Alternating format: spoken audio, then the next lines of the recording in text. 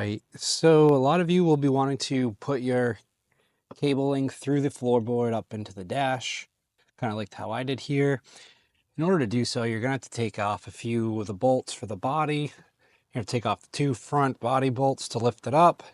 You're gonna have to take off the screws for the rocker panel, so that way you can pull the floor mat up.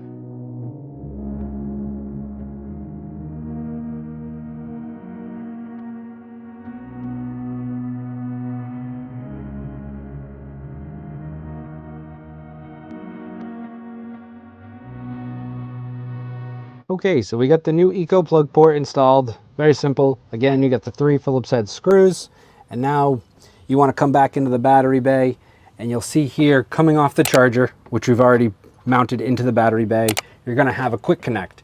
Once you snap those quick connects together, your plug port's installed. You'll be able to reinstall your front rocker panel.